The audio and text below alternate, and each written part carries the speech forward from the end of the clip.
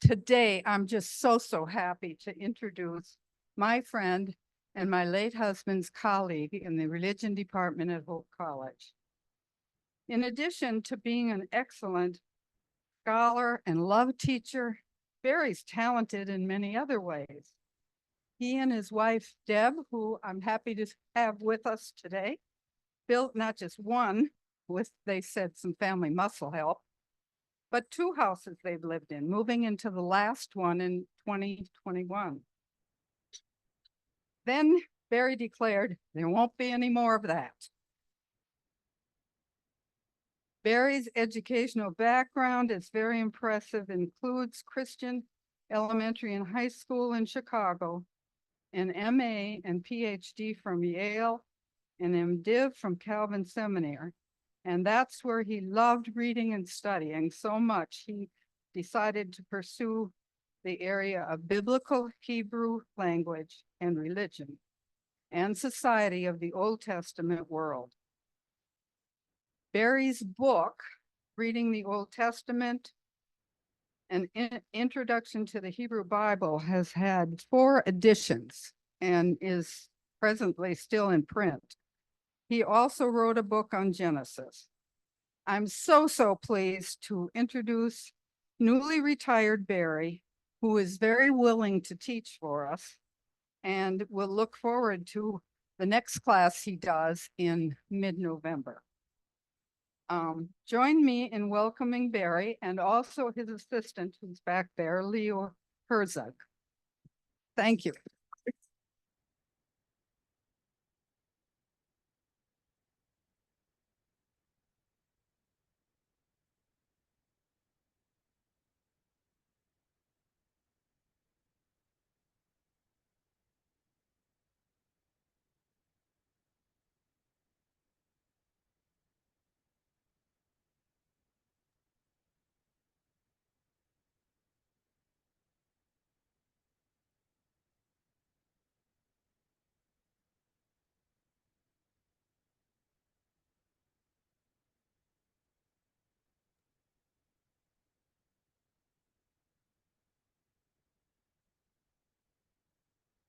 We're going to turn the microphone on.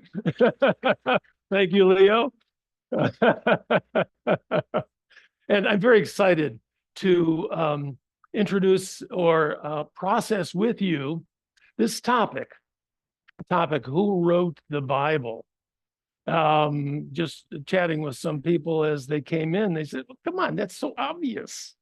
God wrote it, right? And at some level, we may want to affirm that. But in between, somehow, God and the physical book, there are some human writers, okay? Now, this notion of Mosaic authorship is one that continues to vex a lot of people, believe it or not, and we'll get into that. So let me pick up my iPad. Let me pull out my stylus here, and let's get moving right away. So, and let me also say this. I'm hoping that we will have a bit of an interactive mode here. I'll be posing questions, asking for your observations. So when we do that and you've got something to say, speak loudly and clearly so that we can all hear. We won't probably, for these very quick responses, be passing the microphone around for those, but there will be time after the presentation for questions, at which time we'll use the microphone. Hopefully that'll work for us. So just a preview of where I want to go so that you have a sense of the direction here. So when we talk about authorship, we're specifically going to be talking about the authorship of the Pentateuch. And in a second, I'll make sure we all know what that means. Specifically within the Pentateuch, we're going to be talking about the creation narratives. Many of us, I'm sure, have been exposed to the creation stories at the very beginning of the book of Genesis. And we're going to look at those, read those kind of closely, and use that as a jumping off point for the issue of authorship. And we're going to employ something that's really very well known in the world of biblical scholarship, the documentary hypothesis, sometimes called source criticism, as a way to deal with the kinds of issues we will see and examine in Genesis. And I would like for us to conclude the formal presentation by thinking about what does the issue of authorship have to do with the moral authority of the Bible? How does it affect us when we come to understand, perhaps, who wrote it, when they wrote it, and why? And we're going to end with a specific case study. This is going to be challenging for all of us, I'm sure. It's something out of Leviticus, which is really hot on the table of churches these days. That's a little teaser. Okay, the Pentateuch very quickly derives from a Greek phrase, Pentateuchos, which means, well, you know, Pentagon, five-sided Defense Department building, 5 scroll jars originally, jars in which texts or scrolls reside. That's a picture of a scroll jar from the Dead Sea Scrolls caves. Approaching the authorship of the Pentateuch, the why, when, and by whom of it all. We're going to be employing something that's just standard within the field of biblical scholarship, and that is literary analysis and examination of the historical context. And we'll do what is called in the biz a close reading. And so by doing that, we'll understand why the issue of authorship is something, it's a thing in biblical studies.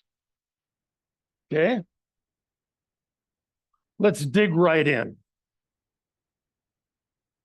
So, the story of creation, the book of Genesis, begins this way. I want you to look at it closely as I read it. In the beginning, when God created the heavens and the earth was a formless void, and darkness covered the face of the deep, while a wind from God swept over the face of the waters. I thought it was entirely appropriate that we would have this drenching downpour, even as we begin our presentation. And then God said, "Let there be light," and there was light. God saw that the light was good, and God separated the light from the darkness. God called the light day, and the darkness he called night. And there was evening, and there was morning, the first day. Probably familiar to many of us, okay? I want you to pause over this text. Can you make any observations? Do you see anything happening here in this text? Automatically assume that he's been created when God created the heavens. Could you repeat the comment? We automatically assume that God created the heavens and the earth because it says here in the beginning when God created the heavens and the earth. There was no question about whether he did or didn't. Okay. And I'd like to build on that observation, that very good observation. And who did it, and who is the doing? Yes, God, right? And it kind of assumes who we know this is. It doesn't say anything about where God came from or who God is and so forth. Let me notice a couple things with you to give you also some hints about what we'll be further looking at. But if we look at this, look at how many times the term God is used, right? Okay, God, God, God, God. The Hebrew word behind God, and this is going to be important for us. So you're going to learn a little Hebrew this morning as well, believe it or not. The Hebrew word is Elohim. Elohim. I, in fact, don't think it should be with a capital G. God is not a name here, but it's a common noun, meaning deity. I would translate this, if I were to do it, in the beginning when deity created the heavens and the earth, okay? And it's not the Israelite God, it's just deity, right? Waters, mentioned that in passing. This is a big deal in this story. Where did water come from? Excuse me, a little louder. It was just there. Water is not explained. Where it came from is not described. Water. Water, water everywhere, and not a drop to drink. Water everywhere. And the first thing created, of course, on the first day is what? Let there be light, and there was light. Notice what light does. It separates. Separation is a huge feature of the writing of this story and of the author who does this story, okay? And you know how it goes, and there was evening and there was morning the first day. Evening and morning, kind of the opposite of how we designate days. We typically think a day begins in the morning, ends in the evening. Well, this is just their culture. They did it the other way. Second day, let there be a barrier in the midst of the waters. Now, this is kind of hard to understand. So the first day is just water. And into that water stuff, light came, right? And day 2, this is going to be the second day, says God creates a barrier. Light, first day, barrier, second day. King James Version, some of you might know, it says firmament, something firm, solid. The Hebrew word rakia means something metal, beaten out flat. Okay. And then it goes on to say separated, our word again, separated. Oops. Separated the waters that were under the barrier from the waters that were above the barrier. Well, they weren't above and below until the barrier got created. It's a little kind of a backwards way of putting it, but you understand what it's saying. So the result is 2 bodies of water. The water's above the barrier, the water's below the barrier, and then, of course, something in between. And what's that called? That's called the sky. You with me yet? See how that's going? Okay, we're on the third day. Now, interestingly, on this day, there are in fact 2 creative acts. The first, let the waters under the sky be gathered into one place and let dry land appear. So it's like, gotta get that up. I need it better.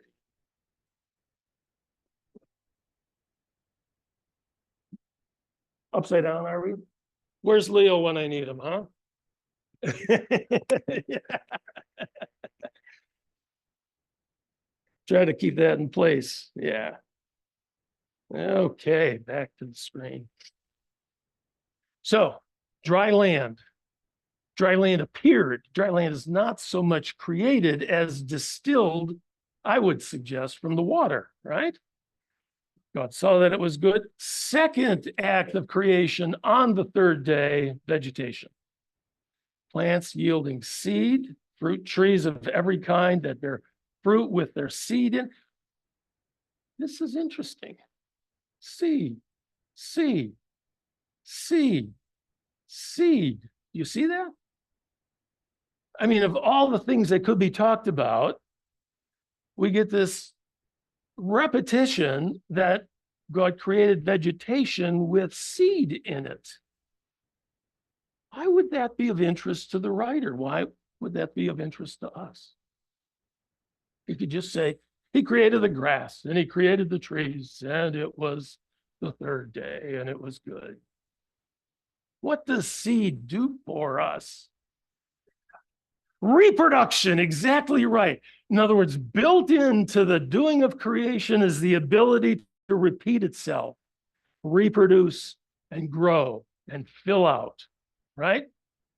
There's got to be a reason for these words. They're not just superfluous. Something's going on in the mind of the writer, right? Okay, so where are we? We're on the fourth day. When was light created again? Just a quiz. What day? Day one. Lights in the barrier called the sky. So we're getting there. We've got water above. We've got the barrier, water below. And out of that water below, you had seas being created and dry land appearing. My hand's getting shaky there. Sorry about that. So what do we have on this day? We've got the sun, the moon, and stars, the lights. Now, it's not just that they're there. They've given a job. They've been given a job. You see what the job is?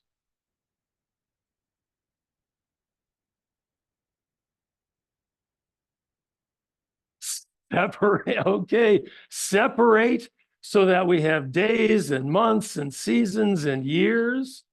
It's creating a structure out of the world, okay? And it's to rule. We see the notion of ruling, okay? And that's the fourth day. Now, there are a lot of other features we could talk about. I'm just picking out a few. Let me just stop, though, and rehearse for you how deity is being referred to. How is deity referred to here again? Excuse me? Elohim, excellent. So, and consistently again, and the same went for days 2 and 3, not just 1, and God, God, God, okay? Lots of times, as if we're forgetting who's in charge. Okay, now, this is the 5th day. Again, the waters, they bring forth swarms of living creatures, which is mostly fish, right? And birds. They fly above the earth across the barrier of the sky. And a new feature, God bless them, these living creatures now. The others, you don't bless the sun and the moon and the stars. You bless these living creatures, give them the ability to grow and prosper. You bless them and be fruitful and multiply and fill the waters of the seas, okay? And again, God, God, God. And so let the earth bring forth living creatures of every kind, cattle, wild animals. Now we're in the 6th day. I've separated off. Notice it's day 6.1. There will be 6.2 coming, of course. And so on the first half of the day, land animals are created on this dry land that appeared. Okay, living creatures. On the second half of day 6, we have humankind, right? And there's a much more elaborate description of what goes on here. Humankind, and the word behind that in Hebrew, one you all know, because it's a famous name as well. Any Adams here in class? Okay. Humankind, it's a collective, humanity, human beings God created. This is where the image of God notion enters, right? God created humankind in his image, in the image of God, created him. Male and female, that's kind of strange. I mean, not the happening of it, but it being presented here. Notice how it goes from singular to plural. God created humankind in his image, right? In the image of God. This is wrong. NRSV is trying to harmonize the text. Beware of your translations. It's singular. He created him. Male and female, he created them. Here's where the plural enters in. Well, that's interesting. Why insert male and female? Let's go back to themes we've seen emerging already. Fish and birds, okay. Anybody else? Procreation again, right? You've got to give, how does God build in the ability to grow and procreate and multiply and fill the earth? You need specification here. And so we get that. That line is needed in order for be fruitful and multiply, fill the earth and subdue it to make any sense. Okay, there are other things in there we might want to point out. Seed appears, again, telling us that fertility is very much a part of the agenda again. And it's the 6th day. And the story comes to a quick conclusion. Thus, the heavens and the earth were finished in all their multitude. On the 7th day, God finished his work. Bless the 7th day. And that's, of course, the Sabbath day. So what are some of the things we've noticed? What have you seen? Elohim, the term God used consistently through the narrative, a concern about multiplying, growing, living. Did anybody, as we were identifying days and things, day 1, light, day 2, barrier resulting in 2 bodies of water, so on and so forth, anything emerging in your consciousness about what's driving the narrative? Binary. Beautiful. Anybody else? Build on that. Binary. Lots of binary. Lots of separation, this from that. Separation, good, good, good. You're seeing that. And let me add to what you guys have been seeing to expose the structure of this narrative. It's beautifully done. It's like the writer was an architect, right? You see it? Light, day 1, lights, day 4. Day 2, sky, which results in seas and an atmosphere, birds and fish. Day 5. Land and vegetation. Well, you've got things that live on the land and feed off of it, animals and humankind. So there's a mind behind this. This is not just an arbitrary story, right? Okay. We won't be able to go through what I call and what scholars call the second creation narrative. I think you're going to see why it's identified as a different second narrative of creation, but just looking at a couple things. So, 2:4, in the day, this is interesting. There's so many interesting things in this story. In the day that the Lord God made the heavens and the earth. Isn't that a different use of day than first day, second day, morning and evening, evening and morning, third day, fourth day? We use day. In my day, we had to walk uphill to school in Roseland, both directions, you know. Whereas we also use day in the 24-hour sense. What else do you see here? Just in that first line, in the day that the Lord God made. Lord God. Okay. Lord God. Well, this is the Elohim, but something has been added to that. The Lord part. This is what scholars call the Tetragrammaton, the four-letter divine name, specifically Israel's way of referencing God as a personal deity, Yahweh. Yahweh. Used to be pronounced Jehovah, but that was a misunderstanding of the text. So you know that story.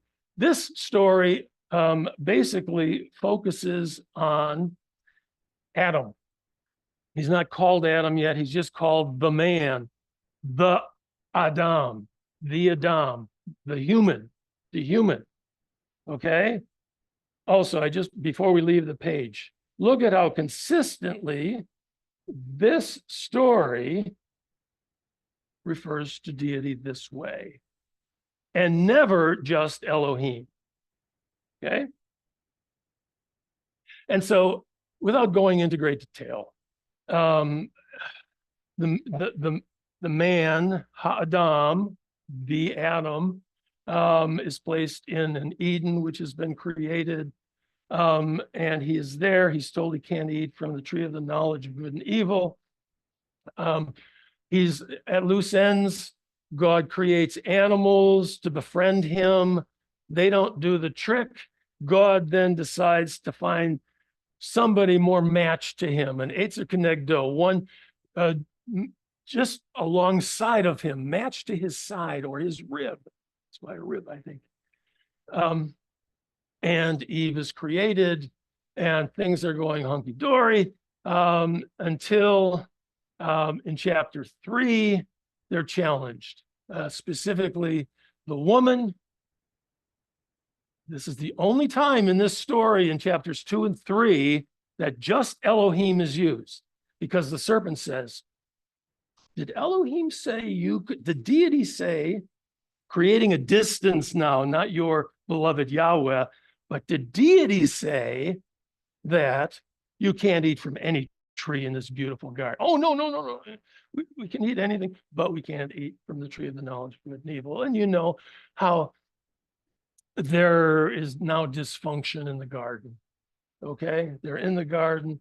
Yahweh Elohim seeks them out and identifies where they've gone astray and kicks them out of the garden. Okay. How is the focus of this story, relying on just this very quick synopsis, different from the first story in terms of its directionality, its focus, its main sense? Pardon? Which does? The second one starts with humankind, specifically the male, and the male is the focus until you're quite a ways into the story. That's a huge difference. So here we learn about the history of humankind, whereas in the first story, humankind is just kind of the last step in a long process. So we can,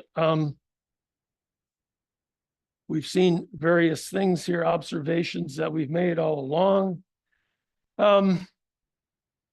What kind of notion of deity do you get, respectively, the first account compared and contrasted to the second account? How would you describe the God of Genesis 1 as opposed to the God of Genesis 2 and 3? Yes. The God of Genesis 1 is like a first cause, a creator, impersonal, powerful. The God of the second account is more personal, conversation. Walks in the garden with Adam and Eve. A term that can be used, anthropomorphic. God is pictured in human terms. So that's quite a difference. Okay. So much more, of course, books, as they say, have been written about even these chapters. But I ask specifically the question, now, what does this say if we're going to explore the issue of the authorship of the Pentateuch, specifically Genesis here? What do these observations, this close reading of the two creation accounts, have to do with authorship. Yes.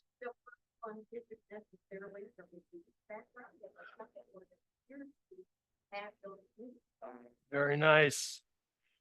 Perhaps just a generalized ancient Middle Eastern account of creation, as opposed to Israel's God and how we as his people interact with him. Something along those lines. Good observation.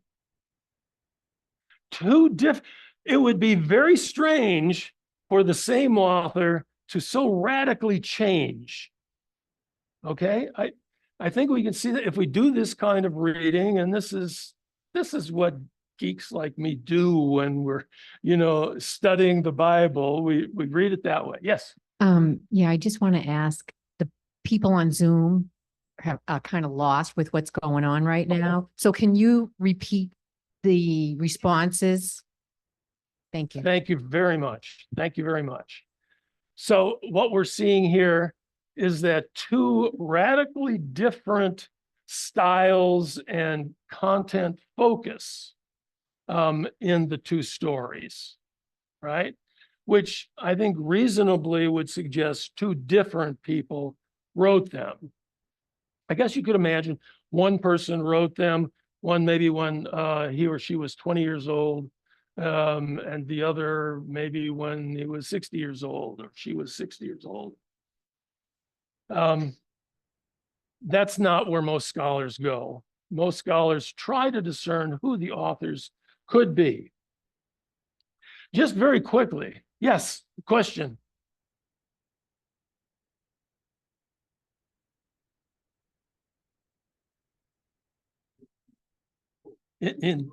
Yes, very much so. The observation was that we might have two different authors in the one book of Genesis. It's a very important thing to notice. Another question. Oral tradition. Back then, there was not so much writing as conveyed by oral tradition and telling stories. Okay. Yes, very much so. And why would there be two different oral traditions? Older one and a newer one. Older one and newer one? How about geographically? Could come from different regions with the different regions' interests and so forth. Very good. Okay, this just another way that this notion of what I would call composite authorship is evident. The flood story, we're not going to talk about the whole flood story, but within the flood story, what seems to have happened at this point, not two discrete accounts, one account with a beginning, middle, and end, the other account beginning, middle, and end, but two versions of the flood story which were interwoven. One was the base, the other added some features not present in the first.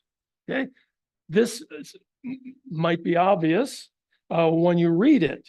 So here God is saying, deity is saying, this is the beginning of the flood story, 6:5.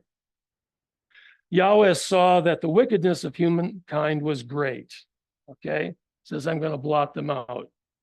And then we get in 6:11, not many verses afterwards.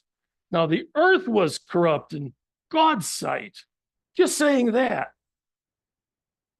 Could you identify, there's introduction 1 and introduction 2. Both are introductions to the coming of the flood, and why. Introduction 1, does it line up with Genesis 1 or Genesis 2? Genesis 2. Okay. I think we see that. Yahweh. And of course, God. Okay. And they have slightly different reasons as to why things have gone so badly awry. Now, within the flood story, I just want to point this out quickly. Getting instructions to take animals into the ark after it's built. The birds, according to their kinds, animals, according to their kinds. 2 of every kind shall come to you to keep them alive. That rings a bell, doesn't it? Of their kind. That was many, many times stated in Genesis 1. A pair, 2 of every kind. It's great. Gee whiz, though. Yeah.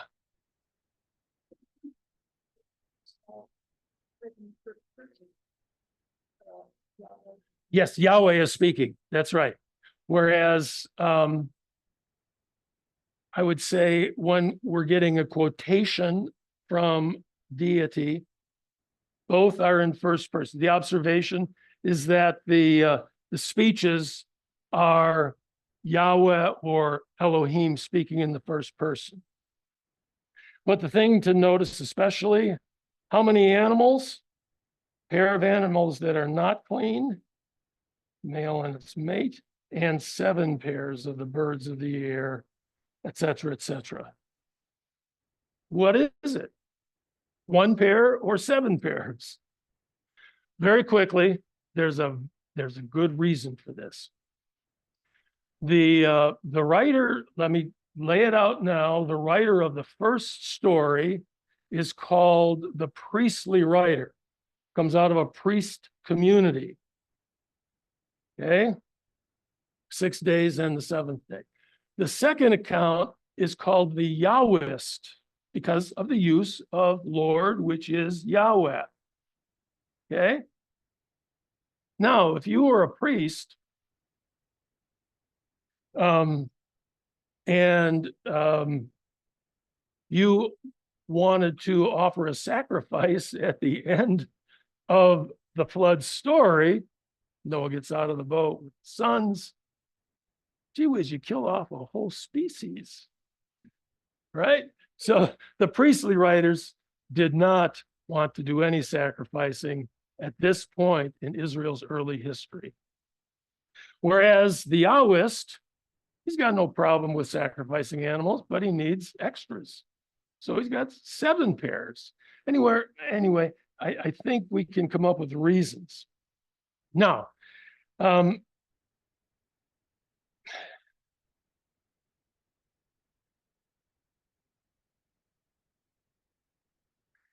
Pentateuch divides up really into 2 parts. Remember the Pentateuch: Genesis, Exodus, Leviticus, Numbers, and Deuteronomy. The first 4 books, Tetra, we've all played Tetris, or at least seen our grandkids play Tetris. 4, because of the 4 cubes. You with me? You know what Tetris is, the game? Pentateuch, 4 scrolls. 3 authors are identified as writers behind the first 4 books: Genesis, Exodus, Leviticus, and Numbers. And then there's a 4th author who is solely responsible for the book of Deuteronomy, and he's called the Deuteronomist, D. So we use these terms, J, E, P, and D. After we've done close text study, observed many things about the text, which we are not getting into, these are the 4 authors, or the 4 documentary authors or documents of the Pentateuch. And I'm not going to go through all of this. Yes, a question.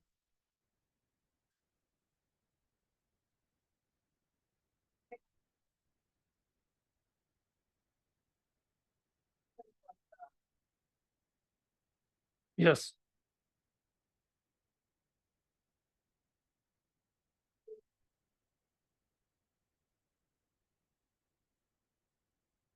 Right. So how do we get those earlier stories, might be your question? Many, many generations. You know how long those guys lived? Methuselah, 969 years, right? But yes, there's that question. How could that information have endured? Would it be accurate? It wouldn't even be in Hebrew. Hebrew didn't emerge until probably the 1200, 1300s BC. So we can look at these writers, and they have been positioned according to the time in which it appears the writing reflects. Tell that by references to cities and other facts. And so, excuse me. And so this is the timeline of Old Testament history, from creation, primeval story, to the end of the book, the collection of books, the Old Testament, what we might call the rise of Judaism, where Daniel is probably the last book written. So what we find here is that understanding the various time periods of Old Testament history, we can see and be able to date these various writers. And so this is the consensus within scholarship today. The Yahwist is the earliest. The J story, Adam and Eve in the garden, earliest, probably located in Judah, probably written sometime during the earliest monarchy of David and Solomon.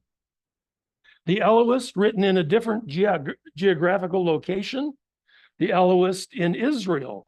You might remember your Old Testament history that the 12 tribes, originally one, united very soon after they came into existence, divided into two, Israel in the north and Judah in the south.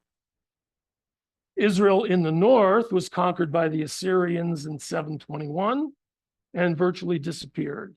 Judah endured until 587, when the Babylonians conquered it and took the people into exile. Okay, just some of the benchmark dates. And so the Elohist, probably written in Israel, the northern kingdom, when that kingdom was attacked and destroyed by the Assyrians. Those survivors and the priests probably came down south, took their stories of these things with them, and eventually J and E came together.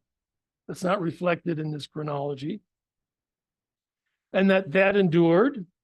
And then Deuteronomy, we know from the books of Kings, was present to King Josiah, who reigned 640 to 609 BC.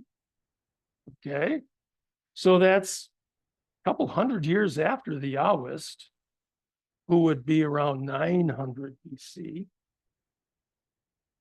You can tell that this is a long span of history and development.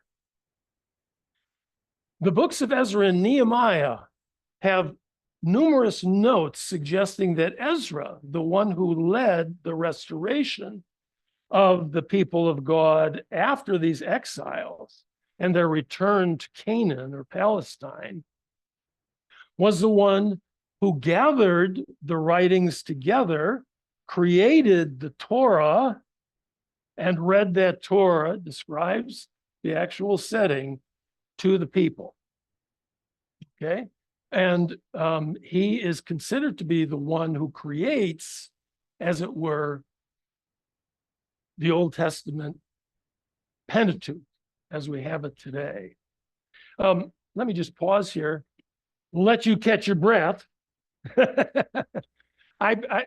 can't come without a show and tell, right?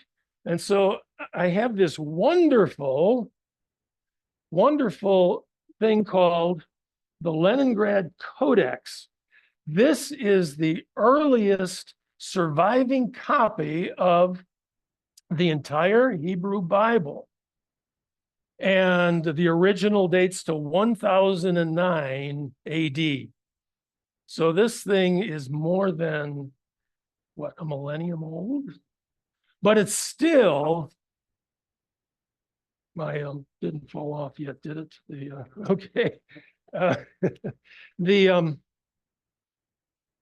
being close to the original. The original at the time of Ezra was perhaps around 450 BC. So even this, the oldest copy that we have today, it's called Leningrad Codex because it was in a museum in Leningrad, now called St. Petersburg. That's where it resides. It's still 1,500 years distant from the original. That's how long the history of transmission is. I have to put in a note of thanks to my dear mother-in-law who gave that to me on one of my birthdays. Otherwise, I wouldn't have it today. It's very hard to get a hold of today. Each page, you might want to look at it afterwards, is a photo reproduction of a page in the Leningrad Codex. It's gorgeous. Anyway, and I had fun reading this with my students of biblical Hebrew when I taught at Hope College. We studied Hebrew, and then we read the text in the, well, original.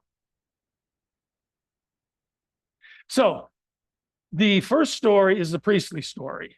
And there are certain features that are strong. And when we look at all the priestly documents consist of Exodus 20 through 40, Leviticus, Numbers, the bulk of the center of the Pentateuch. A certain vision for life comes out. They're priests, and they were those who nurtured the community. They were the doctors, the physicians, all kinds of laws about how to take care of yourself. There's a vision of what the community should be. Okay.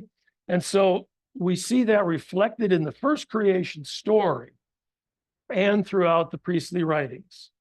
Does that make some sense? If we aggregate all of those passages that are deemed priestly passages and distill a kind of vision that they communicate, these are some of the things that are core to the priestly vision. Okay, let's now look at, did Moses write this stuff? That's a vexed question. It's a question that has been dealt with within Hebrew Bible scholarship and the Hebrew Bible world for centuries. The whole idea of the documentary hypothesis emerged in the 1600s. As long ago as the 1600s, we have the writings of a Benedict Spinoza, optician from Amsterdam, actually, who studied the Old Testament. And he saw that Moses could not have written this and that there were various other authors. And that was just the beginning of a long stream continuing to this day of people unpacking the documentary hypothesis. But why might the notion of the Mosaic authorship persist? There are places that we do have a reference to God calling upon Moses to write something. And so Exodus 34:28, Moses wrote upon the tablets the words of the covenant, the 10 words, what we might call the 10 commandments. Deuteronomy talks about Moses having written something called the book of the Torah. So there are those kinds of scattered references, but it must be noted that there's no place in the Pentateuch or elsewhere that definitively says Moses wrote the whole Pentateuch. The best we can do is he was responsible for the core of the book of Deuteronomy. Then there's the reference to Jesus. I'd love to hear your sense of this. Jesus' words in the New Testament, John 5:46. If you believed Moses, you would believe me, for he wrote about me. But if you do not believe what he wrote, how will you believe what I say? First century AD. Can, on the basis of this text, do you feel, and not prone to a yes or no answer on this. I'd love to hear what you might think. Because Jesus referred to something in the Pentateuch as written by Moses. Does that settle the question that Moses wrote the entire Pentateuch? Just curious what you would do with that. Any responses, any reactions? Yes. The response is, it seems that they believed Jesus and those who lived, his audience in the first century, believed it. Other thoughts?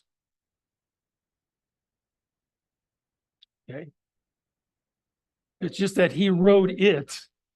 What's the it? So the observation is, we don't know what Jesus is even referring to. Okay. Yes.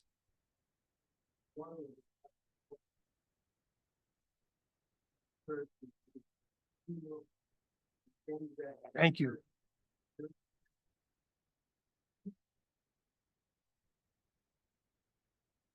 You anticipated me beautifully. What's your name, please? Dennis, you are not a plant, okay, right? Everybody needs to know that. Thank you, Dennis. But that's exactly right. And that's what raised questions in Benedict Spinoza's mind in the 1600s. And since that time, these are the last words of the book of Deuteronomy. Moses is dead, and this is his obit. Okay. So some try to get around it saying, well, maybe Joshua, his sidekick, wrote it, but there's no evidence that he did.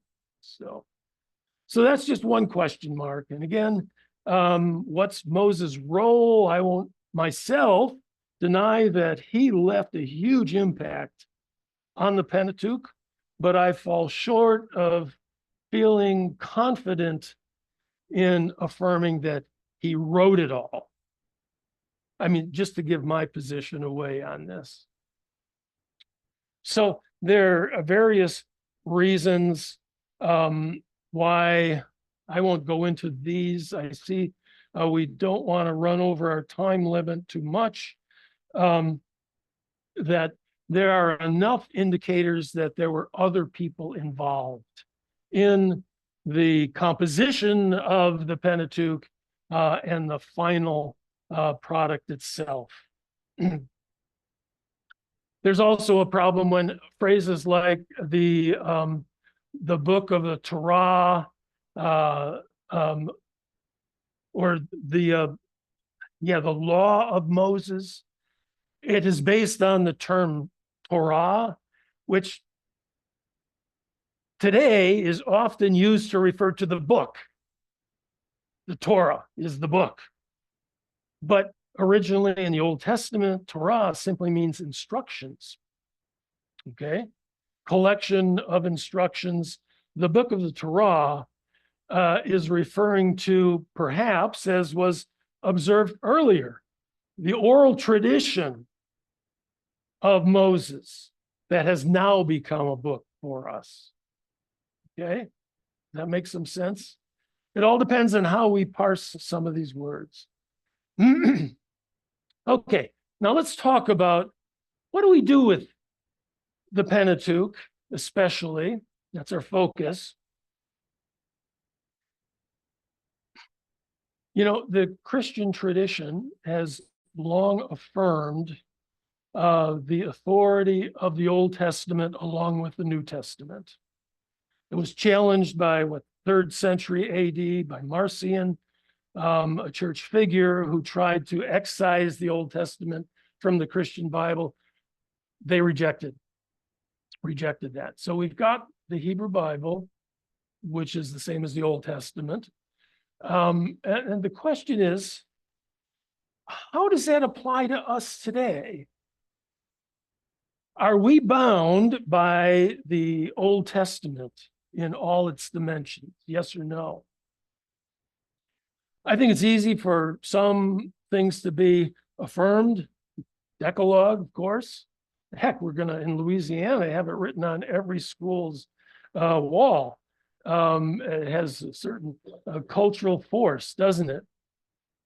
But there are other things that are simply outmoded and we don't practice them, even though large swaths of the Old Testament deal with them. You know, something like 15 chapters on different kinds of sacrifices, how you do it and what they're called and what they're used for, how you treat the animals.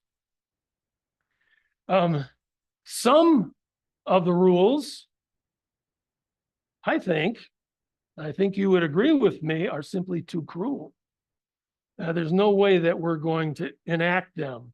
You know, famously, Leviticus 20, verse 9, all who curse father and or mother shall be put to death. That'll make you think twice. You're a kid, come in late from school or something. Some rules are widely ignored, but others enact them. And so Leviticus 19, 27 and 20, and we won't get personal here about the last part. You shall not round off the hair of your temples or mar the edges of your beard. This is a chassid, or the chassidim are the very orthodox in Jerusalem and New York and elsewhere with the side locks on their hair. They don't cut them. He's a good example. Or mar the edges of your beard.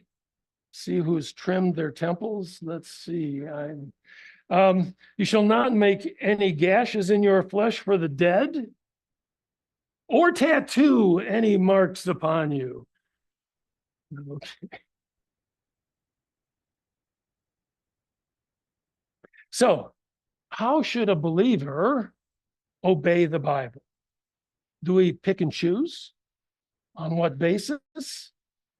Do we observe some rules? I think in practice, this is the case. We observe some rules, but not the others.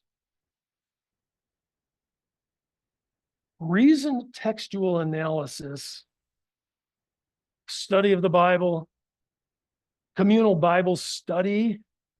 I'm a strong believer in people of like mind and like faith getting together and try to understand what the Bible is really saying to us. May provide some perspective. Of course, I'm an advocate by education, by vocation of studying the Old Testament and seeing its importance. But I think we need to pay attention to the findings of the best scholars and students of the Bible.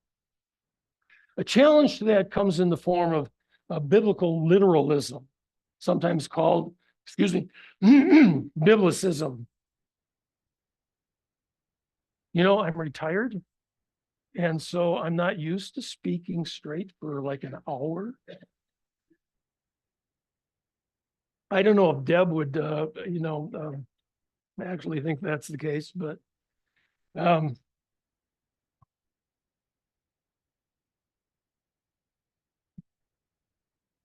this is one of my favorite examples of biblical literalism.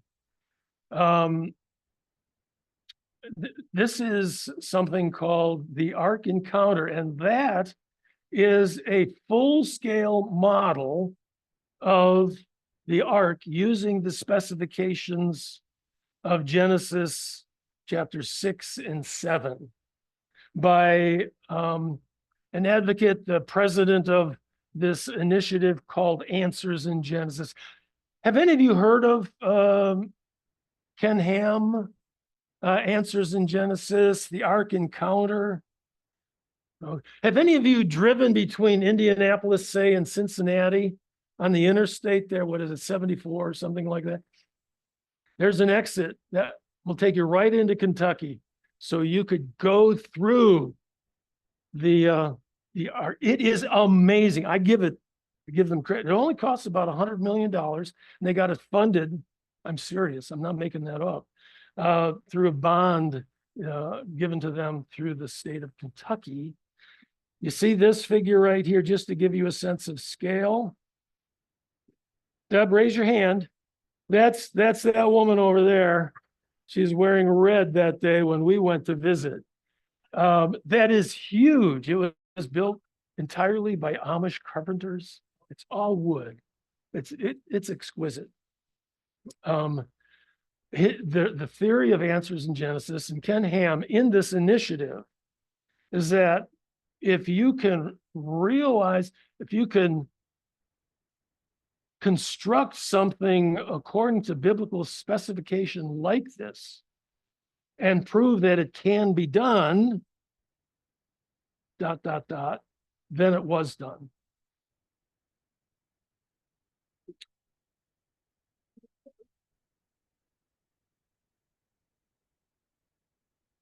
You really got to see it. It's very expensive to get in, but you got to see it. I don't think we're going to have time to watch this clip, but this is a clip from a 7-part series I often used in my Old Testament survey class that features Ken Ham as he gives a presentation in a church in Canton, Ohio. And it's kind of a mix of a study. I mean, the church was packed, 5-year-old kids to retirees, say, and they're going through it and they're singing all kinds of songs. The favorite that I was going to show you, everybody's singing at the top of their lungs, "I don't believe in evolution. God created it all."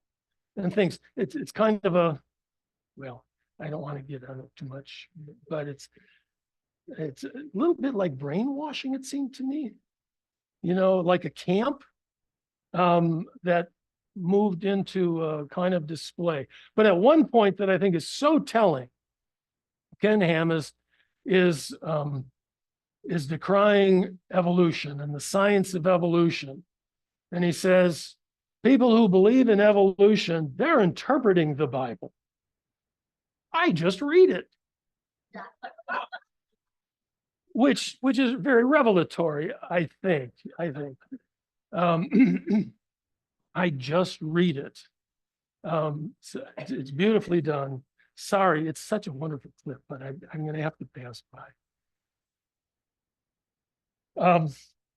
Okay, this brings us to the conclusion here. And let me say, I want to be honest about this. And I think we're all aware, those of us at least who are involved in the life of the church here or elsewhere online, that this has become one of the most divisive issues within Christianity right now. Splitting people within churches, splitting churches from denominations. I don't think I have to elaborate probably on that. I'm a member of 14th Street CRC here in town. It's affected us in our life together. Now, why am I bringing this up? Not just because it's the issue du jour, but because I think it might demonstrate that the issue of authorship, the composite history and development of the Pentateuch can help us achieve a deeper understanding of at least one of the texts that has been very influential in the discussion. And I've still got questions about my interpretation. And I would, and this is in all sincerity, love to hear your take on some of these things, though we want to be kind and humble and gentle as we talk about it and understand how sensitive the issue is, right, as we get into it. So I want us to look at a particular text, see what we can learn. So the key text here, and by the way, it's the only text in the Old Testament that has to do with homosexuality and in an overt way. Okay, many of you are probably aware of the text. So Leviticus 18:22, you shall not lie with a male as with a woman. It is an abomination. And I said it's the only text. Well, it is repeated 2 chapters later in Leviticus 2013, essentially the same rule, but attaching additionally the death penalty to it. Okay? And they shall be put to death. Their blood is upon them, meaning it's their fault.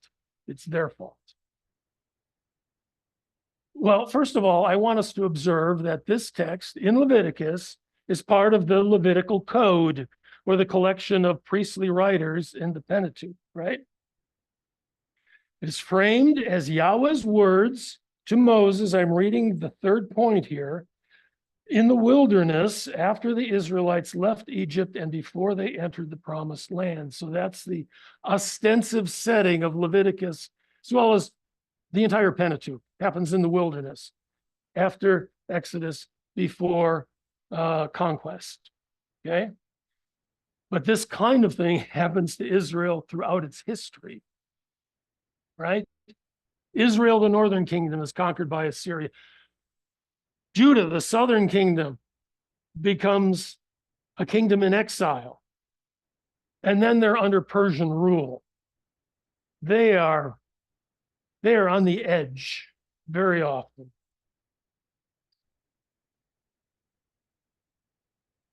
You know, I really never studied this text until this issue arose in my orbit and in the orbit of the churches.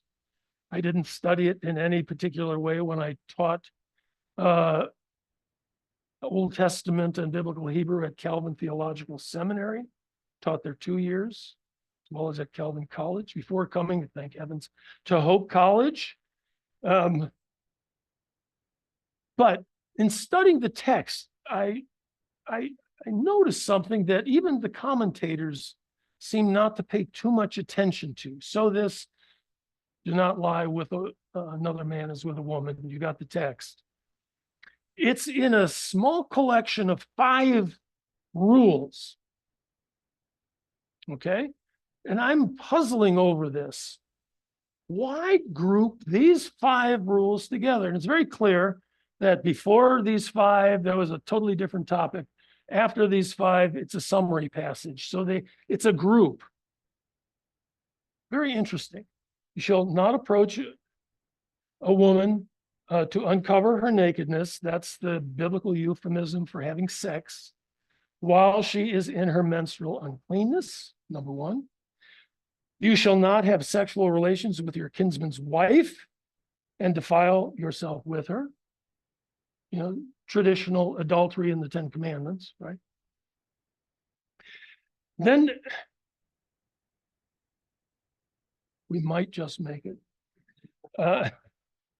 You shall not give any of your offspring to sacrifice them to Molech, and so profane the name of your God. Why is that dropped in after those 2? And this is referring to a very obscure but provable practice of passing children through a fire, meaning to sacrifice them to the Canaanite god Molech. You're sacrificing your child. But what does that have to do with menstruation and adultery? 22 is our text. You shall not lie with males with women. 23, you shall not have sexual relations with any animal. You know, a heinous thing here. Bestiality is sometimes how it's termed.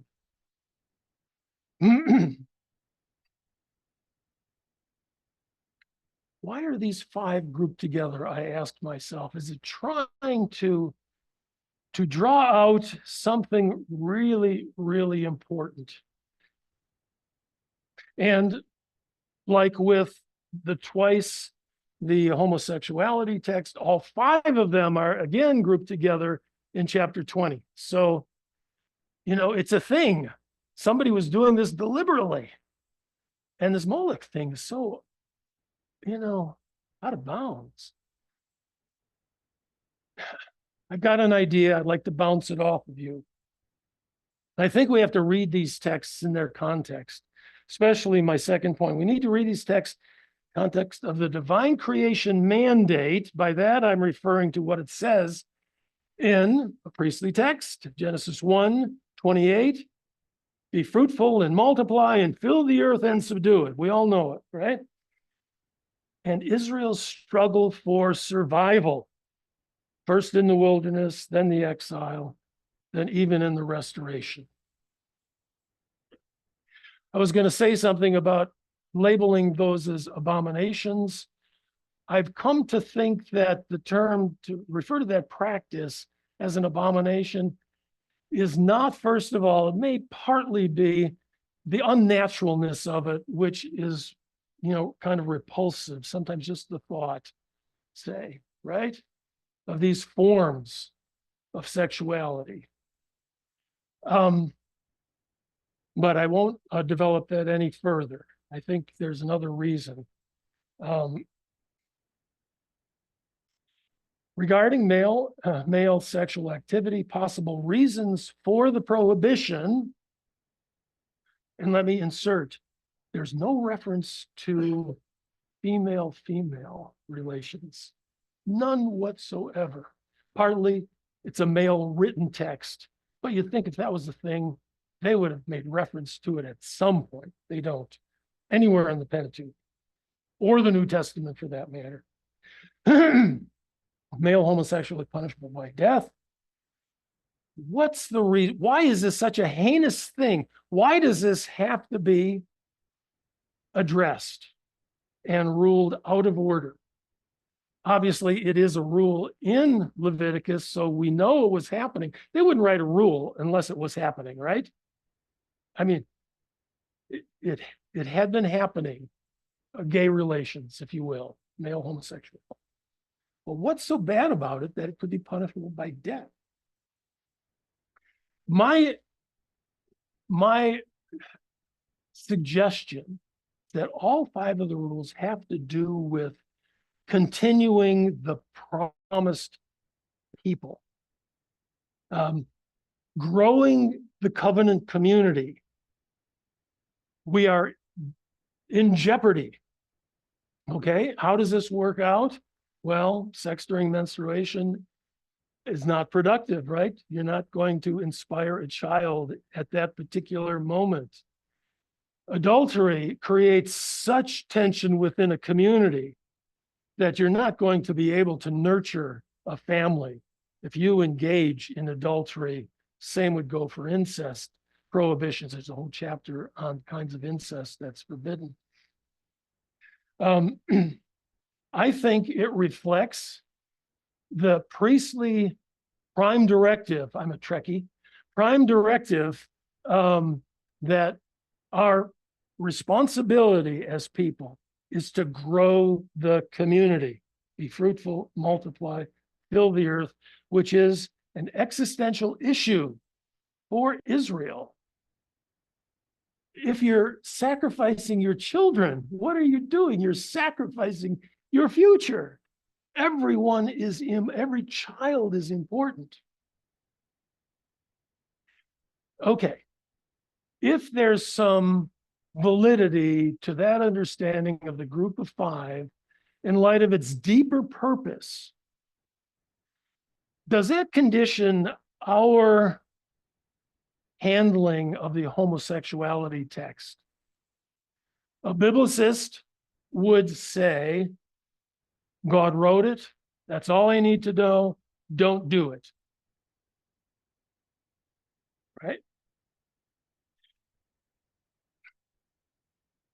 But might there be a deeper purpose that will explain why the rule is there?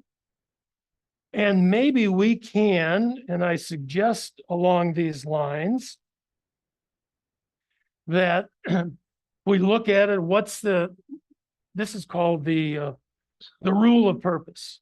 One does not necessarily obey every rule as it's stated, but you are bound to honor the purpose behind the rule.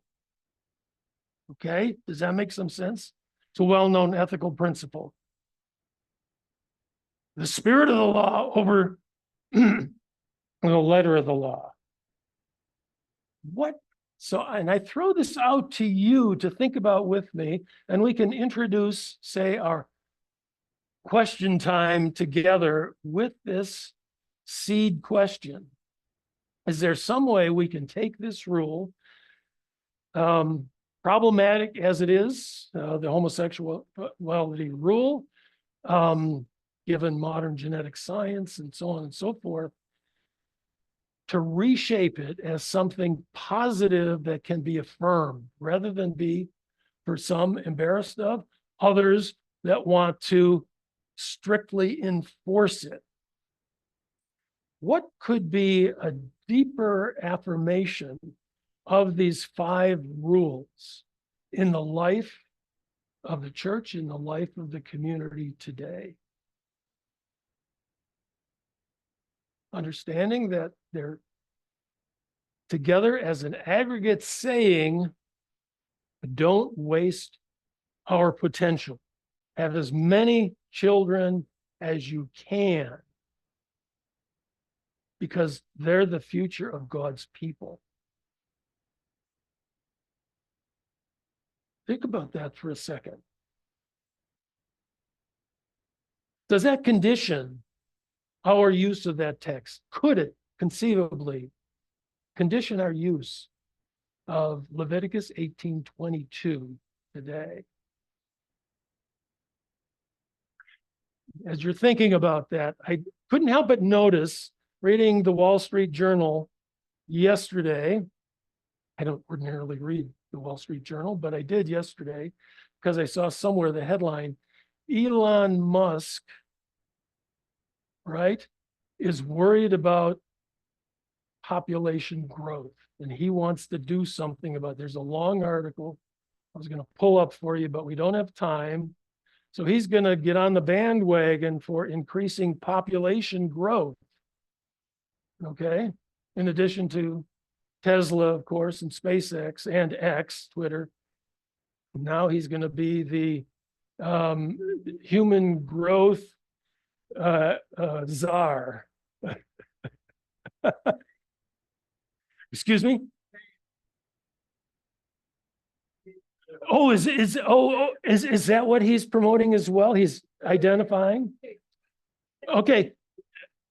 The observation was it's not just Elon Musk who has taken this on as a cause, but J.D. Vance, the vice presidential nominee of the Republican Party, has identified it as a cause, apparently. Thank you for alerting me to that. But what we could point to other features. Japan has had a declining birth rate and is jeopardizing their economic growth. China as well. That's right. They kind of screwed themselves, didn't they, with the one-child law? No pun intended. And so, sorry.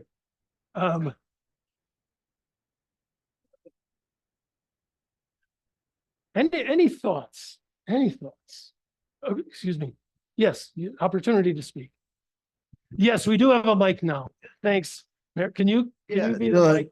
Okay. I had 2 reactions. One is, yes, there may be a population decline, but that's compared to an overpopulation problem. Number 1. Number 2 is, because I'm Christian, I felt like Jesus threw out a lot of the old rules. And we're going back to say that they're important. So if I was Jewish, I would take this in. As a Christian, I'd have a good problem taking it in. That's a beautiful response, and I want to thank you for that. It seems, to be a reversion to, say, Old Testament legalism, but your last comment is very interesting to me, that it might be observed within Judaism, but maybe not Christianity. The premier commentator in the Yale commentary series on Leviticus makes exactly that point. He says it's still incumbent upon observant Jews, but not beyond. Thank you. That's very interesting. Other observations?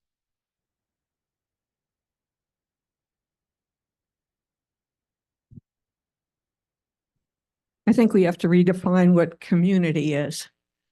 The ancient Jews believed that the community were the children and descendants of Abraham.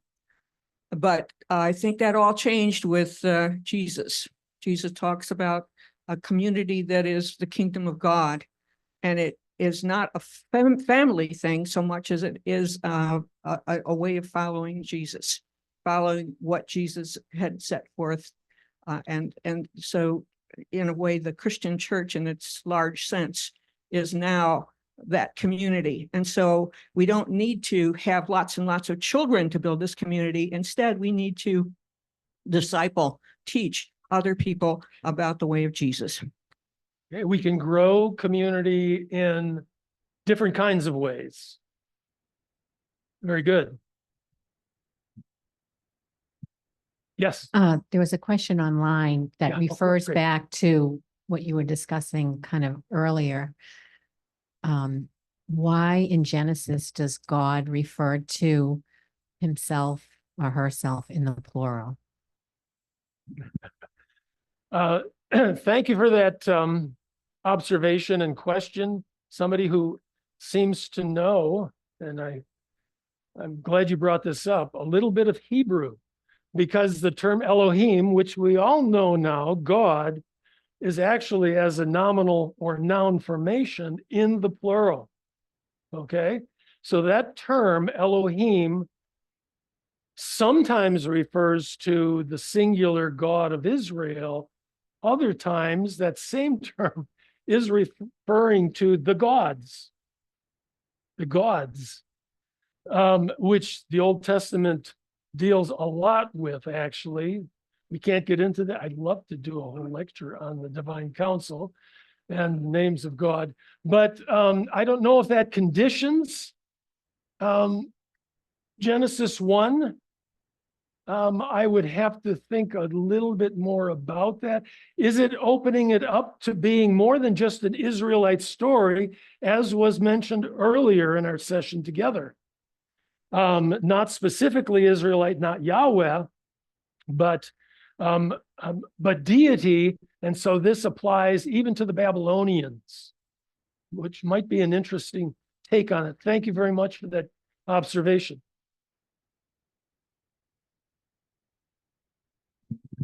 Yes, thank you, Barry, for your insights. It suddenly occurred to me that the priestly writers are responsible for the first account, and yet that's the Elohim account, and the second account is Lord or Yahweh. So that's the Yahweh, that's the Lord. It seems strange that they would use the Elohim. The priestly version would use the Elohim all throughout that 1 through 2:4. The first version has God or gods creating the heaven and the earth. It's like from top down, but Lord creates the earth and the heaven. It's a reverse. It's from the ground up, and the first one is from the heavens down. And that has intrigued me over the years too. Let me respond to that. That's a great observation. Why doesn't the priestly writer use Yahweh? Because when he was writing, that would have been the name he would have used of God. This is the reason that I think is universally accepted. The priestly writer is the writer who's very aware of chronology, very structured. He's the one that tells the history in the end after all of these documents are put together. The priestly writer is kind of the culmination of the Pentateuch. And the priestly writer knows that Yahweh as a name became known to the Israelites only with the burning bush. I am who I am then refers to Yahweh. That's Exodus 3. Okay. So if he's talking about creation, he doesn't want to use the name Yahweh because it's not yet known. So in fact, broader even than that, the priestly writer uses a structure of 3 divine names that line up with the chronology. Okay. Pre-Moses, it's Elohim. Abraham, which is also pre-Moses, but after creation, obviously. So you've got creation, Adam and Eve, Noah, it's Elohim. Abraham, El Shaddai is how the priestly writer refers to God with the Exodus, with the burning bush, and after it's Yahweh. So those three names structure it. Just as offering sacrifices, when Noah gets out of the ark, he offers sacrifices, but that's the Yahweh's story. The one who's got 7 pairs of animals, some are expendable. The priestly writer does not have sacrifice because he knows the laws of sacrifice didn't come into being until the time of Moses, so you can't sacrifice. Very aware of chronology and sequence. Any other thoughts? Homosexuality is still a big issue, right? And Very big. when you were talking about the abortion, abortion is still a big issue. It is. It is. And when you were talking about, I thought of abortion right away with the right. same arguments that you were using. Yes, Very, yes. That's why these issues are so divisive. Divisive, and they're tied together. It's not an accident that abortion and homosexuality, I think, are arising culturally and politically at the same time. I've got my own thoughts about abortion. I think abortion is horrible. But I also think if we're going to be anti-abortion, we have to be absolutely pro-child. In other words, if you're going to disallow abortion, you've got to do everything possible for a child who might not be wanted by its mother and father. And that's growing the community, education, medicine. So if you're anti-abortion, you have to be pro-child to the max. I agree with you. They're tied. That's why there's, in my mind, kind of connected in the They are. divisiveness in the I can see the church, connection. the Christian church right Yes. Thank you very much. There was a hand up.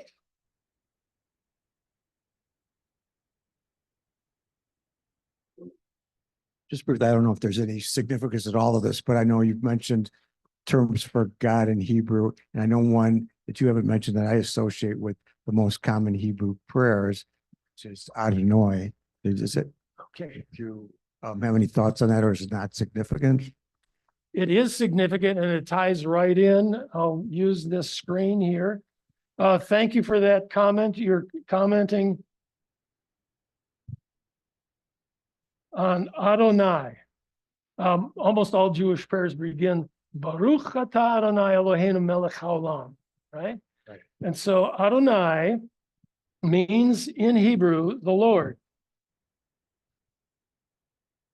Now, Yahweh is, like I mentioned, the Tetragrammaton, the 4-letter name. It's always written with just the consonants, YHWH, okay, in Hebrew. You'd see it here. And Western scholars who are not trained by rabbis didn't know what to do with that, right? And in the Jewish tradition itself, they took the word, the common word Lord, or the Lord, Adonai, my Lord, literally, and took the vowels of Adonai, A, O, A, Ad, O, I, and transposed them on top of the 4 consonants, Yod, He, Vav, He. That's how we get Jehovah, Yehovah, from the vowels of Adonai, because they knew that in the Jewish community, when you'd run across the Tetragrammaton, you wouldn't say Yahweh. That's forbidden completely, taking the Lord's name in vain. So they left, the Jewish tradition leaves the vowels off of the Tetragrammaton and inserts the vowels of Adonai. so that you know when you see that, it's not really a word. Consonants from one word, vowels from another, they don't go together really. You know it's a signal to say Adonai, which is the Lord. And that's why in our English translations, and you saw it in the text that I was using, Lord, Lord, they're in all caps whenever they're used, because the word Lord can also mean master in a common way. But here, when it's the divine name, I know this is getting very complicated, but perhaps you can follow this. This is why Adonai comes into play. Yeah. Thank you very much. You've been wonderfully. Thanks for playing along. I really do appreciate all of your feedback.